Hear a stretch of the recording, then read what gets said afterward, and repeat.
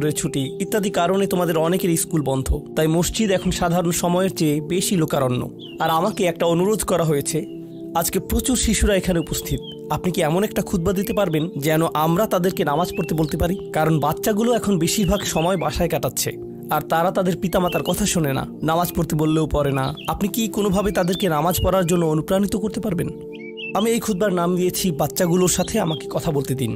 আর এখানে উপস্থিত বাচ্চাদের আমি যা করতে বলবো, তোমাদের যাদের নামাজ পড়তে কষ্ট হয়, পড়তে ইচ্ছা করে না, আর তোমাদের আম্মুরা বকাঝকা করে এবং বলে ওঠো নামাজ পড়ো, তোমরা এখন ছুটিতে আছো, এখন তো কোনো অজুহাত নেই, যাও মসজিদে যাও, তোমরা তখন অনিচ্ছা সত্ত্বেও উঠো আর মনে মনে বলো আম্মা আপনি একটু থামতে পারবেন, খুবই বিরক্তিকর। এমনকি যখন নামাজে দাঁড়াও আল্লাহু আকবার বলে চোখ এদিক ওদিক ঘোরাতে থাকো, তোমরা এটাই করো। এখন পিতামাতাদের উদ্দেশ্যে কিছু কথা বলছি। যদি আপনার বাচ্চাদের জোর করে নামাজ পড়ান, চাপ প্রয়োগ করে নামাজ পড়ান, বকাঝকা করে নামাজ পড়ান, তখন তারা হয়তো কোনো মতে নামাজ পড়ে আর তাদের বয়স 13, 14, 15। তাদের নামাজ পড়া দেখে আপনার হয়তো ভালো লাগে, কিন্তু তারা তো নামাজ উপভোগ করে না।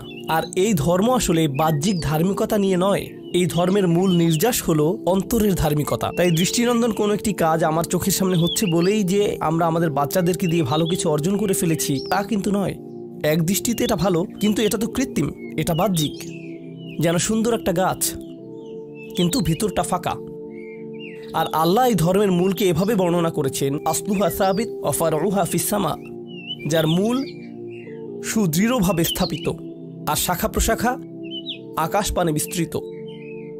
যখন কোনো মানুষ নামাজ নিয়ে অলসতা করে, আমি 3-4 বছরের বাচ্চা সম্পর্কে কথা বলছি না, এবং আমি 6 বছরের কাউকে নিয়েও কথা বলছি না। আমি এমন বাচ্চাদের নিয়ে কথা বলছি যারা এখন বুদ্ধিসম্পন্ন, বাবা পুত্র বা কন্যা মিলে একই লেভেলের ভিডিও গেম খেলতে পারে, তারা একই ধরনের টিভি শো দেখতে পারে, তারা এমন একটি লেভেলে পৌঁছে গেছে যে তারা এখন উচ্চ স্তরের বিষয়গুলো হৃদয়ঙ্গম করতে পারে। আপনার যেসব বিষয়ে আগ্রহ আছে তার কিছু কিছুতে তাদেরও আগ্রহ আছে। টিভিতে আপনি যদি কোনো খেলা দেখেন, তারাও আপনার সাথে দেখে। কিছু কিছু বিষয়ে তারা বুদ্ধিগত দিক থেকে আপনার সমপর্যায়ের। অবশ্যই তারা শিশু, তাদের ব্রেইন এখনো পুরোপুরি পূর্ণতা পায়নি, এখনো কম ক্ষমতা সম্পন্ন, কিন্তু কিছু পর্যায়ে তারা ইতিমধ্যে বুদ্ধিমান সত্তা হয়ে গেছে এবং এখন তারা নিজস্ব সিদ্ধান্ত নেওয়ার ক্ষমতা প্রদর্শন করছে। তারা নিজের জন্য চিন্তা করতে পারে এবং বুদ্ধিমান প্রশ্ন করতে পারে। অতএব নবীন কিশোর কিশোরীরা, তোমরা যারা শ্রোতাদের মধ্যে বসে আছো, তোমাদের শিশু হিসেবে সম্বোধন করছি না, আমি তোমাদের কিশোর কিশোরী হিসেবে সম্বোধন করছি। মনে করো তোমাদের বাবা তোমাদের সাথে কথা বলছে বা তোমাদের মা তোমাদের সাথে এই খুতবায় কথা বলছে। আমি ধরে নিচ্ছি যে আমি আমার নিজের সন্তানদের সাথে কথা বলছি এই খুতবায়, আমি মিম্বারে না, আমি বাসায় বসে আমার বাচ্চার সাথে কথা বলছি। তখন আমি কিভাবে তাদেরকে নামাজ পড়তে বলবো? প্রথম যে বিষয়টা বলে আমি কথা শুরু করতে যাচ্ছি তা হলো, প্রিয় সন্তান, এমন একটি সময় ছিল যখন আমি তোমার কথা জানতাম না, তোমার সাথে আমার কোনো সম্পর্ক ছিল না, তোমার কোনো অস্তিত্ব ছিল না, আমি তোমার ব্যাপারে কোনো পরোয়া করতাম না, তোমার কথা কখনো চিন্তা করতাম না, তুমি আমার নিকট কিছুই ছিলে না। লাম ইয়াকুন শাইআম মাযকুরা। কোরআন বলছে মানুষের জীবনে এমন একটা সময় ছিল যখন কেউ তাকে স্মরণ করতো না, একেবারেই না। আমি তোমাকে একটুও ভালোবাসিনি, কারণ তুমি আমার নিকট জিরো ছিলে, কিছুই না। কিন্তু হঠাৎ করে আমার জীবনে তোমার আগমন ঘটলো। এমনকি যখন আমি জানতে পারলাম যে তোমার মা তোমার জন্ম দিবে, যখন সে তার পেটের মধ্যে তোমাকে বহন করে চলছিল, এমনকি তোমার মাও ভাবতো কেমন হবে আমার সন্তানটা, কিন্তু আমার কোনো ধারণাই ছিল না, আমার কাছে কোনো তথ্য ছিল না। আমার একটা অংশ এই ভয়ে থাকতো যে তুমি হয়তো আমার মতো হবে, কিন্তু আমার কোনো ধারণাই ছিল না কেমন মানুষ হবে তুমি। এমনকি তুমি যখন একটু একটু করে বড় হচ্ছিলে, তুমি যখন একদম ছোট বাচ্চা ছিলে, আমি আসলে জানতাম না তুমি কে। আমি শুধু জানতাম তোমাকে খাওয়াতে হবে, আর মাঝে মাঝে তোমার থেকে দুর্গন্ধ আসতো। এছাড়া তোমার সম্পর্কে আমি তেমন কিছুই জানতাম না। এখন তুমি যেহেতু বড় হয়ে উঠছো, এখন আমরা পরস্পর কথা বলতে পারি এবং যোগাযোগ করতে পারি। তুমি স্কুলে যাচ্ছ, আমরা একই বাড়িতে বাস করি। আমি শুধু তোমাকে জানাতে চাচ্ছি, আমাদের মধ্যে এই সম্পর্কটি সবসময় বর্তমান ছিল না। আমি তোমাকে আরও জানতে চাই, এই সম্পর্কটি সবসময় বর্তমান থাকবেও না। খুবই অল্প কিছু সময়ের জন্য আমরা দুজন একত্রে থাকব, আর অল্প কিছু দিনের মধ্যেই তুমি পুরোপুরি বড় হয়ে যাবে, তুমি যুবক হওয়ার পথে। এটা খুব দূরের জিনিস না। বস্তুত তোমার বাচ্চাকাল থেকে এখন পর্যন্ত সময়টাকে আমার কাছে 1 মাসের মতো মনে হয়। চোখের পলকে তুমি এখনকার তুমি হয়ে গেছো। কিছু বুঝে উঠতে উঠতেই তুমি বড় হয়ে যাবে। একদিন ইউনিভার্সিটিতে যাবে, চাকরি করবে, বিয়ে করবে, এর সব কিছুই ঘটবে ইনশাআল্লাহ, যদি আল্লাহ ইচ্ছে করেন। যখন ওই ব্যাপারগুলো ঘটবে, তখন আমাদের সম্পর্কটা আর আজকের মতো থাকবে না। বাড়িতে এসে তুমি আমার কাছে ছুটে আসবে না, তুমি আমার সাথে সময় কাটাবে না। তোমার নিজের চাকরি থাকবে, পরিবার থাকবে, স্ত্রী থাকবে বা স্বামী থাকবে, তোমার তখন নিজের জীবন থাকবে। সুতরাং আমাদের হাতে একত্রে যে সময়টুকু আছে তা খুবই সীমিত। এমনকি এই সময়টুকুতেও তোমার স্কুল আছে, আমার চাকরি আছে, আমাকে বাজার করতে হয়। আমাদের হাতে হয়তো দৈনিক 20 মিনিট সময় থাকে সত্যিকারের কথা বলার। আমাদের একসাথে অতিশয় সংক্ষিপ্ত কিছু সময় থাকে। তুমি যখন বড় হয়ে যাবে তখন আমার সম্পর্কে তুমি শুধু আমাদের একত্রে কাটানো ওই গুটিকত মুহূর্তগুলোর কথাই স্মরণ রাখবে, কারণ আমাদের কাছে একত্রে কাটানোর মতো 24 ঘন্টা নেই, আমাদের নেই। তো মোট কথা, প্রথম যে জিনিসটি আমি তোমাকে জানাতে চাই তা হলো, আমি তোমাকে কোনো মতে চিনি। আমি জানি আমরা একত্রে বাস করি, কিন্তু আমি সত্যিই তোমার সম্পর্কে খুবই অল্প জানি। কেন জানো? কারণ কোনো মানুষ অন্য কোনো মানুষকে সত্যিকার অর্থে চিনে না। তুমি যা যা চিন্তা করো তার সবটা তো আমাকে বলো না, আর আমিও নিজের চিন্তার সবকিছু তোমাকে জানাই না। কিন্তু এমন এক সত্তা আছেন যিনি তোমাকে চিনতেন, এমনকি যখন তুমি আমার নিকট কিছুই ছিলে না তখনও। এমন এক সত্তা আছেন যিনি তোমাকে তখনও ভালোবাসতেন যখন সৃষ্টি জগতের কেউই তোমাকে ভালোবাসতো না, এই জগতের কেউই তোমাকে স্নেহ করতো না। এমন এক সত্তা আছেন যার সাথে তোমার সম্পর্কটা আগামীতেও থাকবে, যদিও তোমার আমার সম্পর্ক আগামীতে পরিবর্তিত হতে যাচ্ছে। ছোটবেলায় আমার বাবার সাথে আমার এক ধরনের সম্পর্ক ছিল, কলেজে পড়ার সময় তার সাথে সম্পর্কটা অন্য ধরনের ছিল, আর এখন তার সাথে আমার সম্পর্কটা সম্পূর্ণ ভিন্ন রকম। যদিও আমরা একই মানুষ আছি, কিন্তু আমাদের সম্পর্কে আমূল পরিবর্তন এসে গেছে। কিন্তু একজন এমন আছেন যিনি সর্বদা তোমাকে ভালোবেসে গেছেন, তোমাকে নিরাপত্তা দিয়ে গেছেন, তোমার ভালোর জন্য পরিকল্পনা করে গেছেন, তোমার যত্ন নিয়েছেন একেবারে শুরু থেকেই, আর তিনি সব সময় তা করে যাবেন। আর সেই সত্তা আমি নই, আমি তোমার জীবনের একটা পর্ব মাত্র। এটা সুন্দর একটা পর্ব যা আল্লাহ তোমাকে আমাকে একত্রে দান করেছেন, কিন্তু এটা কোনো স্থায়ী পর্ব নয়। এটা ছিল প্রথম ব্যাপার যা আমি তোমাকে জানাতে চেয়েছি। দ্বিতীয় যে বিষয়টি আমি তোমাকে জানাতে চাই তা হলো, আমি যখন তোমাকে নামাজ পড়তে বলি বা কোনো কিছু করতে বলি, তোমার তখন মনে হয় আমি তোমাকে নিয়ন্ত্রণ করছি, তোমার উপর বসগিরি দেখাচ্ছি, তোমাকে কেবল এটা ওটা করতে বলি।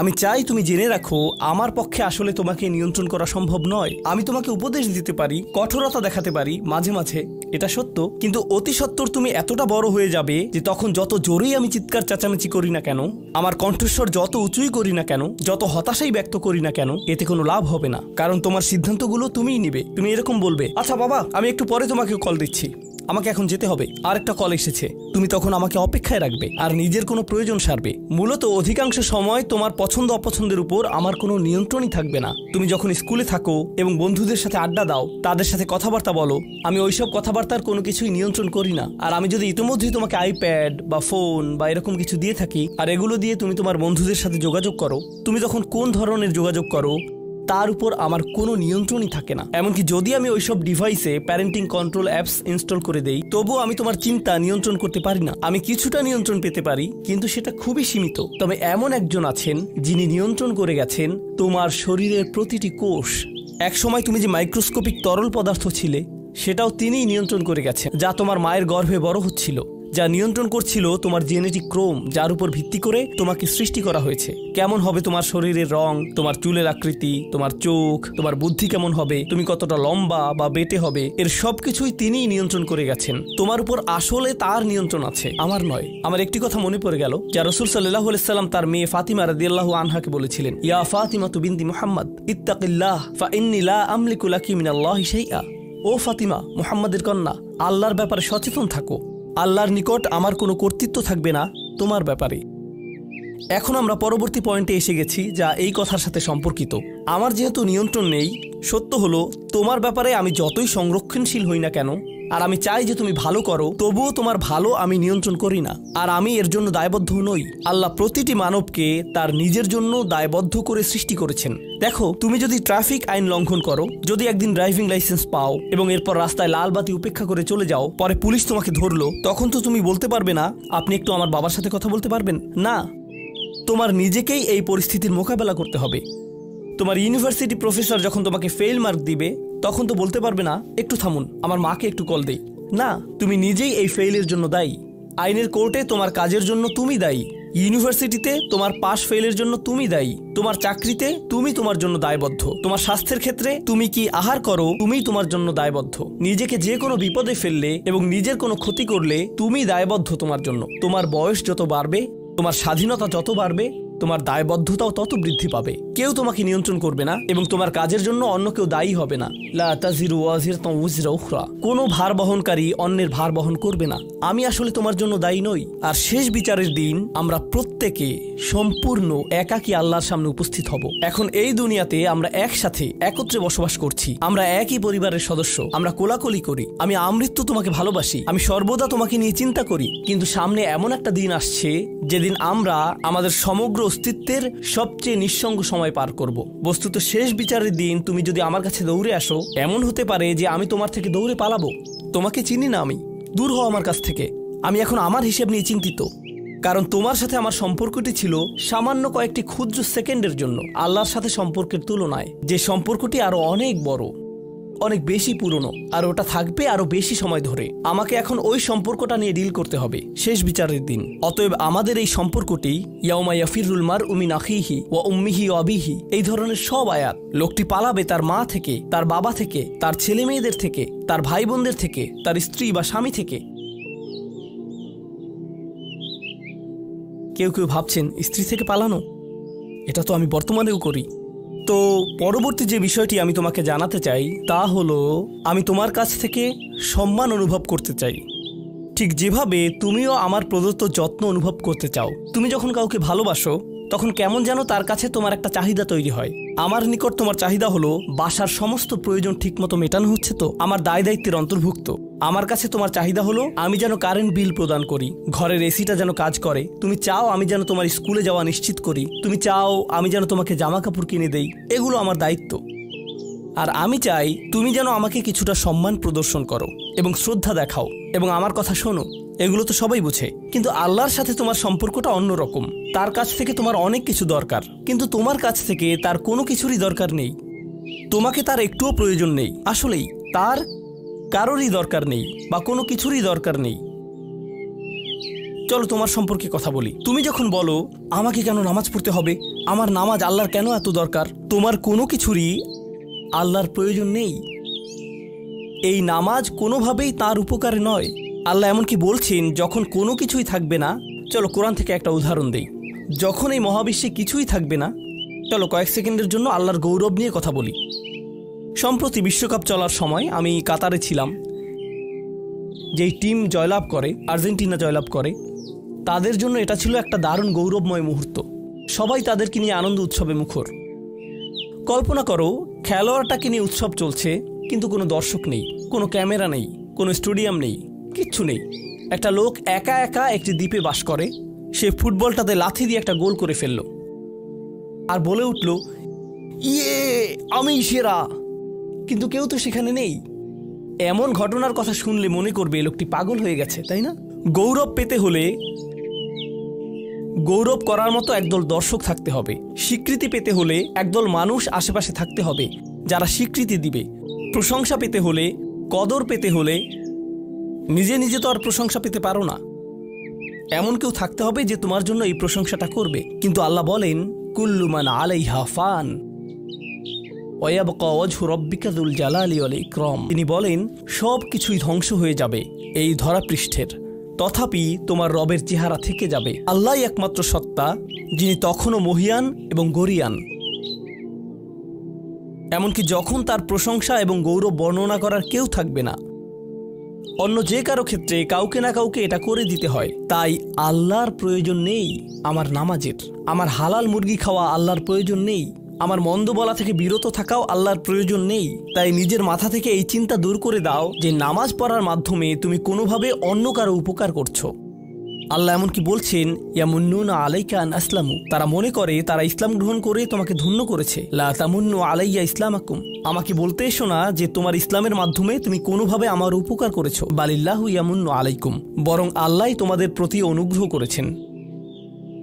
এখন পরবর্তী বিষয়, আচ্ছা কেউ একজন নামাজ পড়ে না কেন? আমি তোমার সম্পর্কে বলছি না, আমার প্রিয় ছেলে বা প্রিয় মেয়ে। শুধু প্রশ্নটি নিয়ে চিন্তা করো যে মানুষ কেন নামাজ পড়ে না। এর অনেকগুলো উত্তর থাকতে পারে, আর এই প্রশ্নের উত্তর আল্লাহর কাছেও আছে। উত্তরটা খুবই ভয়ঙ্কর। এই উত্তরটি আমি খুতবার শুরুতে পড়েছি। তিনি বলেন, ফালা সাদ্দাকা ওয়ালা সাল্লা ওয়ালাকিন কাযযাবা ওয়া তাওয়াল্লা, সে আসলে সত্য গ্রহণ করেনি এবং সে নামাজও পড়েনি। তিনি কাফির সম্পর্কে বলছিলেন। তিনি দুইটা জিনিস বলেছেন, এই লোকটি সত্য গ্রহণ করেনি এবং নামাজও পড়েনি। কথাটা ভাবনার উদ্রেক করে। যদি বলা হয় সে সত্য গ্রহণ করেনি, আমার আশা হলো তিনি বলবেন লা সদ্দাকা ওয়ালা আমানা, কিন্তু তিনি বলছেন লা সল্লা। এর মানে হলো আল্লাহর সত্য গ্রহণ করার ব্যাপারে তোমার অন্তরে কিছু একটা মিসিং আছে। না না না, বাচ্চাটা বলে আমি আল্লাহকে বিশ্বাস করি, আমি মুসলিম। হ্যাঁ, তুমি এখানে মুসলিম, তোমার মাথায়, কিন্তু এই সত্য তো শুধু তোমার মাথার জন্য না, এই সত্য তোমার অন্তরের জন্য। তুমি এখনো অনুভব করছো না যে ব্যাপারটা কেমন সিরিয়াস। তুমি এখনো উপলব্ধি করছো না যে এটা কি। মাঝে মাঝে কোনো বিষয় তুমি জানো হয়তো, কিন্তু এই নিয়ে চিন্তা করা থেকে পালিয়ে বেড়াও। এটা সত্য, তুমি জানো বিষয়টা কিন্তু চিন্তা করতে চাও না। আর তাই এটা যেহেতু মিসিং, ঠিক এই কারণে আমি সহজেই নামাজের কথা ভুলে যাই কখনো কখনো, এবং তুমিও ভুলে যাও কখনো কখনো। এমনটা ঘটে কারণ আমাদের অন্তর কিছুটা বিভ্রান্ত হয়ে পড়ে। দিনের এই সত্যতা, আল্লাহকে সেই সত্যটা, সেই অকাট্য সত্যটা আমাদের মস্তিষ্কের পেছনের কোনো একটা সেলফে গিয়ে পড়ে থাকে। আমরা অন্য কিছুতে ব্যস্ত হয়ে পড়ি এবং এই নিয়ে আর চিন্তা করি না। আল্লাহ এটাই বলেছেন। সুতরাং তোমার নামাজ পড়া আল্লাহর প্রয়োজন নেই। এমনকি তুমি যদি নামাজ পড়ো, আমি পড়তে বলছি এই কারণে, তখন কি করো? নামাজের জন্য কিভাবে নিয়ত করো? তখন আমি 4 রাকাত নামাজ পড়বো, দাঁড়ালাম, কারণ আমার আব্বা বারবার পড়তে বলছেন। আল্লাহু আকবার। নবী সাল্লাল্লাহু আলাইহি সাল্লাম আমাদের বলেছেন, নিয়ত সঠিক না হলে কাজের কোনো মূল্য থাকে না। ইন্নামাল আমালু বিন্নিয়াহ, ইন্নামাল আমালু বিন্নিয়াত। এমনকি যদি তুমি কাজটা করেও থাকো কিন্তু তোমার নিয়ত ছিল আমি শুধু তোমাকে বিরক্ত করি, এটাই তোমার নিয়ত, তখন এই নামাজ আমার যেমন কোনো উপকার করবে না, ঠিক তেমনি তোমারও কোনো উপকার করবে না। তোমার সত্যিকারের আন্তরিক নামাজ থেকে একমাত্র যে উপকৃত হবে সে হলো তুমি নিজে। এখন এটাই সেই প্রশ্নের উত্তর যে কেন একজন মানুষ নামাজ পড়ে না। আরও 2টা কথা তোমার সম্পর্কে বলতে চাই। তার মাঝে একটা হলো নামাজ পড়ার উদ্দেশ্য কি, কোন কারণে পড়ব। কারণ তুমি হয়তো ভাবছো নামাজ পড়ার উদ্দেশ্য হলো তুমি যেন জাহান্নামে না জ্বলো। নামাজ পড়ার উদ্দেশ্য হলো তুমি যদি নামাজ না পড়ো আল্লাহ তোমাকে ঘৃণা করবেন। নামাজ পড়ার উদ্দেশ্য হলো তুমি যদি নামাজ না পড়ো তুমি শাস্তি পাবে, অথবা তুমি আর মুসলিমই থাকবে না, ফেরেশতারা তোমাকে অভিশাপ দিবে। সমস্ত নেতিবাচক বিষয়। আল্লাহ ওই সমস্ত উদ্দেশ্যের কথা উল্লেখ করেননি। নেতিবাচক কিছু থেকে মুক্তি পাওয়া নামাজের মূল উদ্দেশ্য নয়। নামাজের মূল উদ্দেশ্য হলো ইতিবাচক কিছুর দিকে ছুটে চলা, এটাই নামাজের উদ্দেশ্য। এমন 2 ছাত্রের মধ্যে পার্থক্য যেন একজন লেখাপড়া করে যেন সে ফেল না করে, আর অন্যজন লেখাপড়া করে কারণ সে ওই সাবজেক্টটা পড়তে ভালোবাসে। একজন ছাত্র পড়ালেখা করছে পজিটিভ কিছুর জন্য, আর অন্যজন পড়ালেখা করছে কারণ সে এমন কিছু থেকে বাঁচতে চাচ্ছে যা নেগেটিভ।